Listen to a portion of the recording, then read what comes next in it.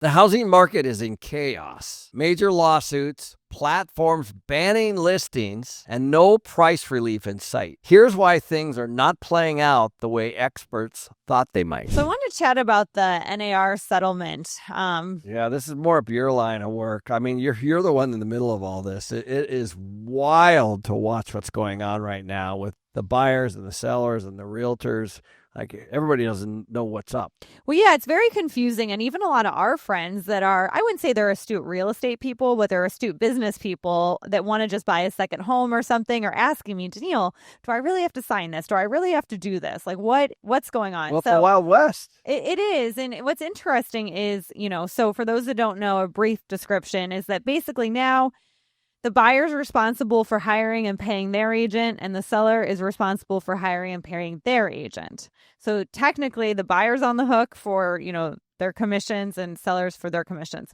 So what, a lot of journalists and people that were reporting the quote unquote news thought that since the sellers weren't having to pay the 3% commission to the buying agent, that they were just going to lower their house 3% because they just factored that in. They basically just said, I want to sell my house for $500,000 plus the 6% because I'm paying both sides. So now that I'm not, I'm going to lower it 3%, which is not how capitalism or the world works. Well, you're going to have somebody representing the seller and you're going to have somebody representing the buyer, and they both going to want to get paid. Yeah, but the seller doesn't price the price of their home based on the payouts to the agents. Right. I know. It's basically moving right back to the way it was. It basically is right now, because right now it's a buyer's market. So sellers, basically what's happening is realtors are putting into the contract, part of the negotiation is you pay my fees. Like, if you want my clients to buy this house, you're going to pay my fees. And to be honest, these sellers, they really need a buyer, so they're agreeing to it. It'll change when it's a seller's market or a more even market again. But right now, since the buyers are holding the control, the sellers are still, willing to pay that fee. Yeah, but on the other side of it, if you're a seller of a property and you're not offering anybody anything, a commission person is going to go to where they're going to get paid. Yeah, absolutely, right? It's always going to the free market is going to determine who's going to show something, right? Yeah. They're not going to bring a buyer buy a home if there's not 3%. Well, what's happening is, my buyers are signing a contract with me for a 3% fee for, the real estate commissions. I sometimes will lower that to 2.5% in the negotiation. But at the end of the day, if my buyer is talking to the seller and the seller won't pay it, they're walking away from the deal. Like, we've had that happen. Yeah. It's not that I'm not going to show it because I'm getting paid whether it's from the seller or the buyer, but the buyer's like, no, if you're not going to pay her commission, I'm going to go somewhere else and find someone that will. And so but it will change when it's a seller's market. It will change. Buyers will have to pay that when there's, three people, We will see. We will see. But the funny part is this whole point of this is people thought it was somehow going to bring housing prices down. That was like the spin, which was so funny to me because, the New York Times had an article about it. They did a whole podcast on it. This is how clueless some of these journalists can be. They're saying, oh, that's off the table now, so home prices are going to go down 3%. That could not be further from the truth. Yeah, well, and actually what's interesting is it's no different than when I hear landlords say, well, if, my property taxes go up, then I'm putting that on the tenant. It's like, no, you're not. You're only going to be able to charge market, like whatever that is. Yeah, whatever the market for rent is, that's the market. Doesn't matter what happens to the landlord. Yeah, your expenses, whether you're selling a house or whether you're, renting. Your property taxes go up, your utilities go up. It's an owner expense. It's not a renter expense. Exactly. You can't just pass that on. So, and that's the interesting thing, is I think a lot of journalists and a lot of people believe that as these costs, like even to build a home or whatever it is, the builder's not going to build unless he can pass it on to the consumer. Right. The builder's always going to be solving to margin, and period, right? Otherwise, they just don't build. Right. And that's what people don't understand is like all this just comes down to capitalism. It doesn't really come down to, adding on realtor commissions or adding on property taxes or whatever it is. But something else that's further happening with this lawsuit that I find interesting is real estate was just always done how it was done, right? Nobody questioned it. The seller paid 6%. You would list it on the MLS, then Zillow would pull from the MLS, and everything just kind of was running how it was running. But this whole N.A.R. thing, it kind of stirred the market up a little bit, right? And so some of these brokerages thought, do I really even need to use the MLS? That was kind of their angle. So you had Compass out of the Northwest, and they have the strictest MLS in the country, and you have to follow these rules. And Compass said, their big issue was they can't put realtor commissions on the MLS anymore. That was the thing. You couldn't advertise your realtor commission. So they thought, you know what? We want to advertise our realtor commission. So we're just going to make our own website. And we're gonna run everything through there. Well, that you're not allowed to do that with the MLS. You get fined. But MLS is also privately owned, right? So you get fined. Yeah. These are not state-run organizations. These MLSs, they've fooled everyone. Correct. And we pay a big fee to be a part of the MLS as realtors. And honestly, Zillow is much more user-friendly, right? Oh, yeah, I would bet that this is all going to move online to these big money, and these little MLSs could be squashed soon. Well, so it's interesting, right? So anyway, so with Compass, they said, okay, we're going to make our own. And then the MLS said, well, we're going to fine you. And they said, well, we don't care. You fine us all you want. So now they're in a lawsuit as the seller should be able to decide what website that they want their house listed on. They shouldn't have to list it on the MLS. They could list it on Compass's site, right? So there's this big lawsuit. That's going to be interesting. The MLS will not win that. Well, so now Zillow, because see, Zillow pulls everything from the MLS. Zillow's now saying, well, we have our own business too, and we get a ton of traffic from, people that are looking. So if you advertise your listing anywhere else, even on social media, and it's not on our site within 24 hours, we refuse to list your property. So then that includes, so that kind of get rid of the pocket listings, everything, right? Like if you even mention, something's for sale that's not listed on Zillow, then they're going to not allow it. Oh, this is so good. So there's disruption. There's this disruption. There's this argument brewing between all these listing services. I love it. Yeah, and so the consumer's going to win here. The consumer is going to win, but Zillow does have the right to not put something on a platform. Just like we do. You have a right to do whatever you want on a private website. Correct. So it's very interesting to see how all this kind of plays out. But there's a lot of things stirring up in the background. The other thing that's come out of this N.A.R. lawsuit is realtors are now negotiating their commissions, where before we were not allowed. So basically, if the person selling the home said, I'm paying you 2% commission, we could choose whether or not to to work with that person, but we couldn't not show their house. We couldn't negotiate our commissions and say, I want 3%. We couldn't put it back on our buyer and say, you have to make up the difference. None of that, right? So now realtors are able to negotiate their commissions. So now I can tell a seller, I'm only going to work with you if, you pay me, or a buyer, I'm going to work with you if you pay me this, right? So, but now what's happening with that is people are signing contracts and not understanding fully what they're signing. And some buyers are signing with more than one agent, which is becoming a problem when they go to buy a house. So there's all these craziness going on around this N.A.R. So it's going to be interesting. It's going to be lawsuits. There'll be all kinds of stuff that'll pop as a result of it. Well, it was supposed to help the buyer, but now, because it was supposed to be more transparent, but now it's confusing. And now you have all these realtors making their own rules, and everybody's rules are different. So it's very confusing for the buyer. I love it. So disruption's good. We'll keep you guys posted on that. So I just finished my 1031. Thank God. Oh my God. Stressing me out. No kidding, man. I got multiple 1031s going on right now. I never discuss them after I leave this office. Yours, it's a topic at home all day, all night. I basically have to go for a run. Well, I sold my condo.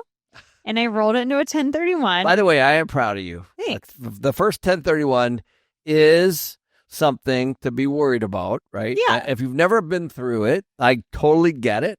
I just was laughing. Well, for those that have never done one, you basically have to sell your original property and then identify what property you want to buy within 45 days. Well, let's back up first of all. The 1031 is a tax code. That's tax code 1031. Basically says you could sell something put it with a third party. You can't touch the cash, Mhm. otherwise it's taxable. And then roll that cash into something else for more than you bought it for. And there's all kinds of little nuances in this, but essentially that's what it is. So you can sell out of a piece of land, roll it into a condo. There's all kinds of things you can do with around a 1031, but there are time frames. You have to close within 6 months. Yes. You have to identify within 45 days. Yep.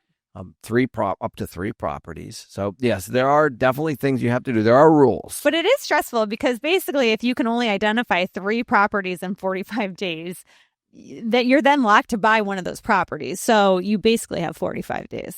So let me just give you a little wake-up call. I've sold 3 projects this year so far. I have a 4th one right now I'm about ready to close on. All 1031s. And it's about somewhere between $60 and $70 million sitting in a 1031 account that I'm trying to roll into deals. And so, yes, I'm very familiar with the process. And yes, I am stressed out as to what is available and what am I buying? And do I really want to roll that money in? Because I've actually seen really bad decisions around 1031s. Absolutely, because you're put on a time squeeze. Well, what it is you're chasing a tax issue. Mm-hmm. So you're now forced to move forward. And at the end of the day, I've actually seen some bad decisions. And I've taken on a couple buildings from a couple clients where I had one client that sold out of a property. It was a small property, it's like 70 units in San Diego. Did a 1031 into like a 200 unit in Mesa, Arizona. Mm-hmm. And it was a horrible property in a horrible location. He didn't really do a lot of research on it. So he basically took a property that was full in San Diego. He was out fishing, basically, and enjoying his life. And he rolled it into a big project because he's got more units, and it turned into a nightmare for him. And so sometimes it's better to take the tax hit. But I am proud of you because it is a little bit of unnerving if you've never been through it before. But these we should mention, putting it with the right 1031 company is super important. Yeah. Do your homework. Well, and doing your homework before too, right? Because, I reached out to Eric, our CPA, and I said, hey, what's a good 1031 company? I'm doing a 1031. Well, thank God I did that, because what I didn't know, because I've never done it, is that the money can't even hit your account. So if I would have looked into the 1031 company, kind of later in the process and had the money actually hit my account, then it's tax. That would have been a problem, right? And even checking the title company, because the title company initially, even after I had the 1031, was like, hey, what's your account number? You want it wired in, the funds. And I'm like, wait, no, they have to go to, they're coming from the 1031. And they're like, oh, okay. So not everybody, you got to be on top of it, because really the money can't even accidentally make it into your account. Well, you bring up another good point. Not all the time does you have all the money. So in your case, you had a lot of the money, but then you actually had to put more money in. Yep. So you don't always have all the money. So it can be a combination of 1031 money, it can be new money, you can have debt on it and all that kind of stuff. And there's also what's called BOOT, which is BOOT, which means that if you're rolling it into something that isn't as much as what you're coming out of, then you actually have tax on that. So, for example, if you sell something for $1 million and you roll it into something for $500,000, it's probable that you would have some tax on that, even though you're rolling all the money over. Because what they want has to be at or above. Right. So this is exactly how I bought Orchard Canyon, the property in Sedona. The resort that we own, exactly from a 1031 on a 16.8 unit property that I owned, that we rolled and we bought this resort. So you doesn't have to be the exact same kind of property either.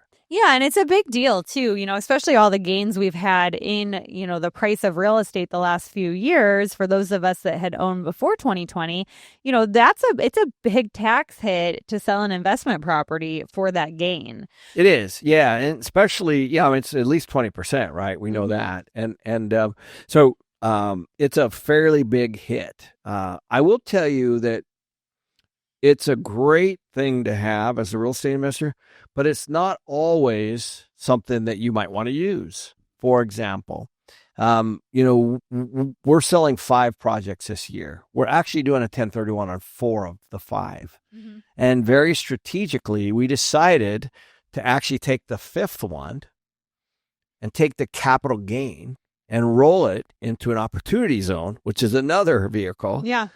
Because we can take the capital gain and roll it forward into a development deal that Ross and I are doing. So there are ways to move your money around legally using these tax laws, and the 1031 is one of those. But I am proud of you for closing. You closed today, right? Yes. Okay. Only one day late. Yeah. One day after the closing date, which was a whole other thing. And here's how to really understand and manage 1031s, in my opinion. There's a few moves that you can make beforehand. The first one is you want to understand your tax liability if you can't find one. That's the very first thing. So we always go to a tax person, in our case, Eric, say, what's our tax liability on this project or property?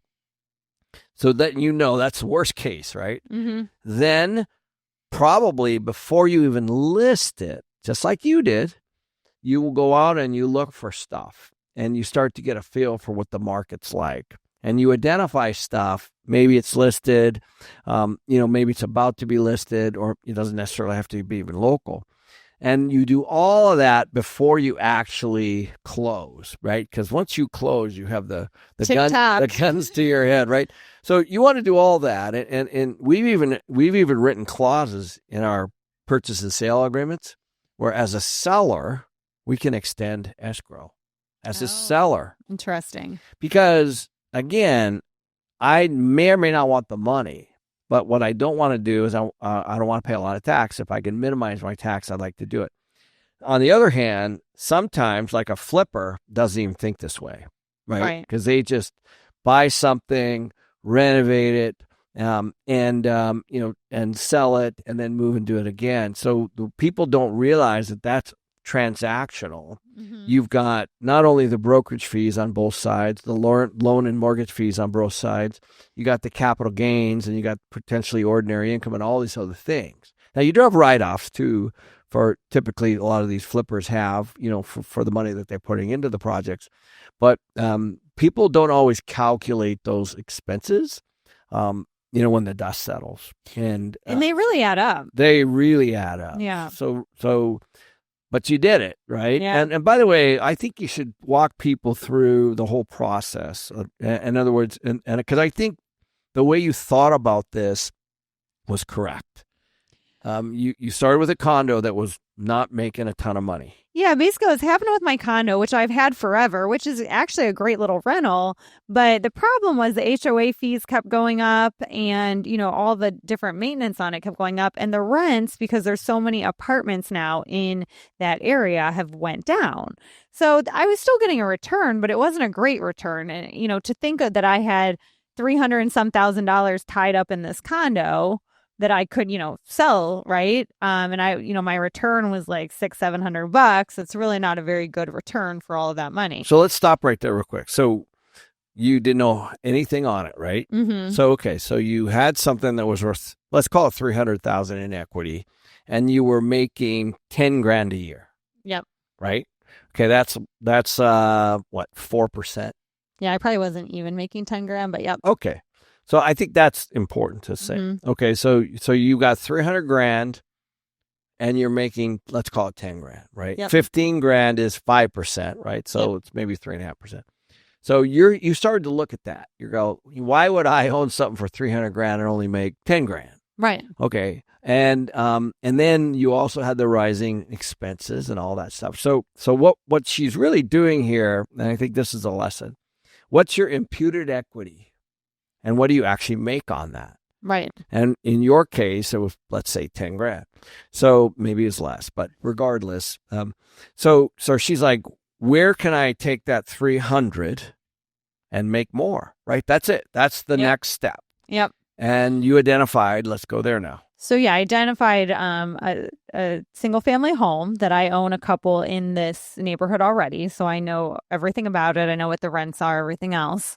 And I think I can get $2,600, so I can, on I did put another 150 grand in, to Yeah. be fair, that I had in cash. But I think I can make another, I can charge an extra $1,000 a month Right. with less expense from the HOA too. So, it's probably really more like 1,300 more a month. Okay. So you more than doubled your cash flow Mm-hmm. for another 150 grand. Right. So that's the way you look at it. Yep. Right. So it wasn't a lateral move. It was a very strategic move. It was. But all things had to be perfect, right, with the 1031. Well, I really wanted this neighborhood, and that made it more tricky because, there's not a lot for sale in this neighborhood. But the reason that I listed my condo when I did is because there was 4 things for sale in this neighborhood, which never happens because, it's now inventory stacking up a little bit. So it was very strategic. And by the time that I sold and went to go buy something, there was only 2 things left in the neighborhood. So I got one of them, and now there's just one additional one for sale. But there's also one important point here that I just want to point out for everybody. You actually were tracking a neighborhood. Yes. That's a really important point. Yeah. Exactly the pricing in a neighborhood. By the way, this neighborhood only has 100 homes in it. Yep. But they're all 2-bedroom and 3-bedroom double car garage with yards, really small, perfect for a rental community, old school, built 30 years ago, single level, but they're all really, really good rentals. This is before BTR, build to rent, which is kind of the craze now, but somebody did that in this neighborhood. And so you've been tracking this neighborhood. And I think this is important to understand because the number, you've bought 2 or 3 in there already. Yep. And you knew the number, and once you had 5 on the market, 4 or 5, yep, you were like, okay, it's a great time to strike. So you knew you had a low percentage of return on the imputed equity in the condo, mm-hmm, and you knew you had 4 or 5 of the available in this neighborhood that you were tracking. Now the question was, how do you sell the condo fast, and how do you get one of the houses in escrow, and how do you do it through a 1031? So that's the process that I had to live through. Right. It's stressful. But here's what I'll tell you for those looking, thinking about this right now. So, I think that, we talk about it on this show, everyone's like, oh, prices are going to crash and terrible time to buy or whatever you believe. But the truth is because there's not a lot of buyers right now. As a buyer, I had a lot of bargaining power. So I got a really good deal on the house that I bought. And basically what I said to them was, hey, I'm doing a 1031. There's 2 houses for sale in this neighborhood.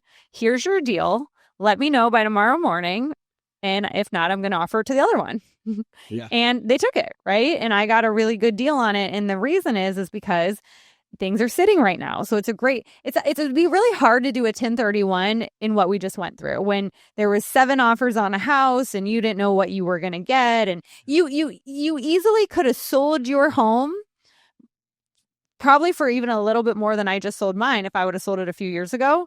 But I would have to buy in that same market. And that's the problem, right? It's a great market to sell. It's a horrible market to buy. Well, now it's not as good of a market to sell, but it's a great market to buy. So if you can sell that home, you have your pick of the litter and time and options when rolling it over. So it's actually a really good time to do a 1031. It's an excellent point. So we should probably go down this rabbit hole a little bit. So the very best time to do a 1031 is when there's not a lot of buyers and there's not a lot of all cash offers. Yes, right? Exactly. Right. And so what you saw in this neighborhood, I think it's a small little window. By the way, guys, this is North Scottsdale, which is hotter than hot. Mm-hmm. And this neighborhood just happened to have a bunch of units come up on the market at the same time, which of course is not necessarily good. Mm-hmm. And by the way, we should mention, this is precisely why you weren't getting the rent growth where you came out of. Yeah. Because the property that you were in had 300 condos in it. Yep.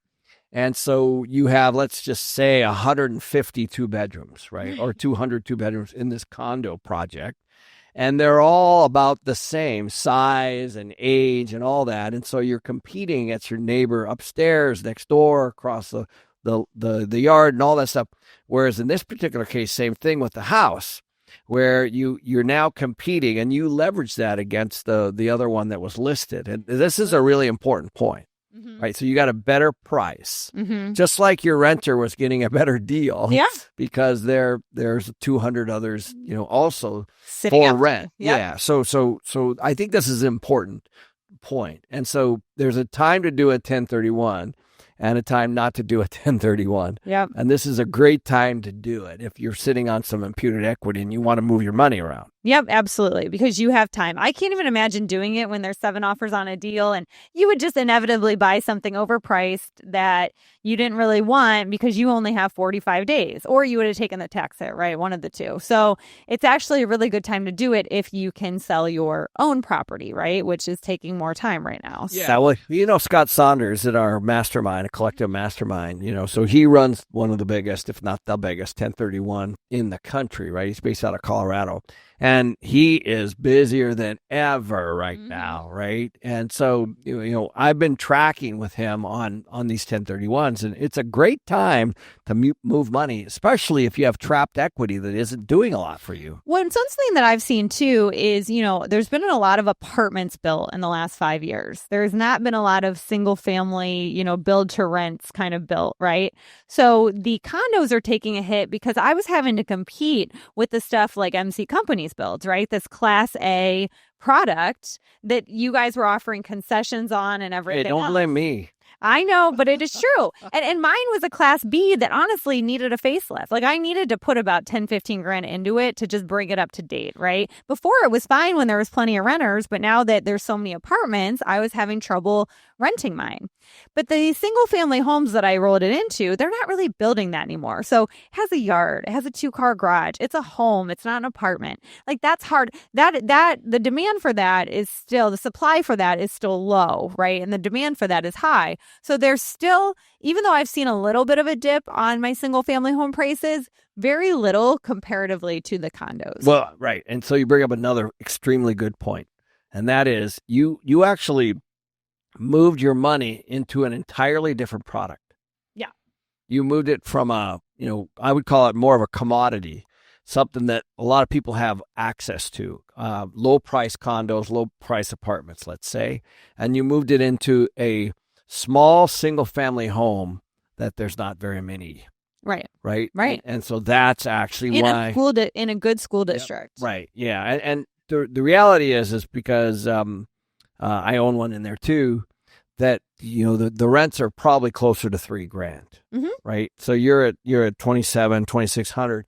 So you're getting 1,000 to 1,500 more per month out of that house long term, right? And sitting where it is, you're going to be fighting for that $50 or $100 more per rent. You're going to be capped because of the other 200 people in there. Yeah, and something else I want to point out too, just in the sell part of my condo, is my condo was listed probably as the cheapest in the building because I knew I was competing against 8 different units that were for sale. Oh, that's true. Good point. Yeah, that's right. There are a bunch for sale. But the problem is a lot of people in my building put a bunch of money into the condo to then sell it for higher, right? So I had this dilemma that I even looked at, like, do I want to put money into this thing and make it a little nicer and try to sell it for more, or do I just sell it as is? And I just sold it as is. It sold pretty quickly. All the rest of them are still listed for sale because I follow that, complex pretty closely. And, because right now is not a time to be pouring in money trying to get more out of your deal. So another really good point. This is the opposite of value add. Yes. So what? This is value sale. What we know, but in reality, what you've done is you left what we call meat on the bone for the next person, so they can go in and do what they want to it, and they feel like they got a good deal. Yep. And I think what happened was we just came out of this run where there were so many people buying old stuff, putting lipstick on it, right? And then selling it for more. Mm-hmm. And so, what you recognize is that a lot of people had taken what you owned and had upgraded them, spent, $10, $20, $30, $40,000 on the insides, only to list them for more. And, so the strategy was, which I think was a really good idea, was keep it a classic. Keep it, something that needs work, sell it. Somebody feels like they got some value. They can do it on their own terms, on their own time, and it's sold fast. And then you were able to move the money and do your 1031. So it's a heck of a, sometimes you can, if you're going to stick out from the crowd, in your particular case, it's because it needed renovation. Right. And in this particular time, in this particular market, there is a time and a place to leave unit that way. for the next person, because if you want to move it and sell it. Absolutely. So this week's been a really big week for MC companies. Yeah, it's been crazy. We broke ground on a big project, Mason Ranch, and we're closing on a 282 unit in North Scottsdale tomorrow. Nice. So one is basically a new construction, and the other one is existing. Yeah. Two different markets, right? Mason Ranch is in Tucson. And as you guys know, you guys might have watched the video on YouTube. We did a whole thing on, how we acquired the land and all that. And I would encourage you to take a look at it. It's pretty cool. These construction projects, they take years, right? You got to buy the land, then you got to get it all ready to be built. And you got to get all the approvals, and then you got to go get the debt and all that kind of stuff. So, but we always like these because, first of all, it's brand new area. Everybody likes brand new. Renters love brand new. And it's in a market that's hard to find multifamily land in. So it's a high-end housing area. So we're really excited about the project. And breaking ground on something is always a big deal. Well, you and Ross have owned that land for quite some time now. Yeah, we have. I think we had $6 or $7 million tied up in that land forever. Now that's after a while. It takes first you got to buy it, but then there's all these costs. So there's still a little bit of money left in that project, believe it or not. It's basically Ross's and my money because we want to take some out of that and roll it into some other projects. So if anybody's interested, certainly all they got to do is click on the link below. So Ross and I have owned this property a while. We've got a bunch of money tied up in it. We want to roll some out. So we're actually going to sell part of our interests, even though we've started the project. The financials and the business plans are already done. Yeah. And if you're interested with any of our other deals, just go to investwithmc.com/podcast, and you can just register to be an accredited investor and look at everything we have going on. So let's chat about the core too, because you have that one in Scottsdale. No.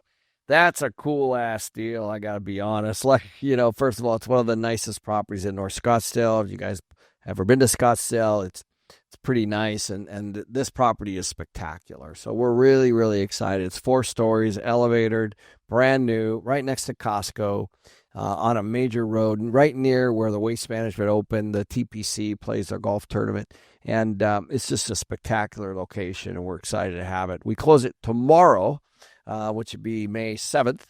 And, we have all the money we need, and it's going to be really, really, really fun to own and run. And we bought it below replacement costs, and it cash flows on day one. And that's actually what we've been looking for, are these projects that are undervalued. Absolutely. And even with Mason Ranch, since you're building it, you guys acquired the land for a very good price. A long time ago. Yeah, it's exactly right. So, these are obviously 2 great projects. We've bought 4 or 5 projects already. We have a few more that we're looking at for next year. And we think it's a phenomenal time to build because Mason Ranch, for example, it's going to open in 27, right? At a time where there's not a lot happening. So people pulled back on new construction a couple of years ago when interest rates went up. And that's actually the time you want to build. It's harder to build. Interest costs are harder, but the deal pencils really nicely because we have owned the land for a long time. And also there's not a lot of people building, so our construction costs are down, believe it or not. And so we're going to deliver this project in mid to late 26. And then we'll be leasing it up through 27. And it's just going to be another incredible new project.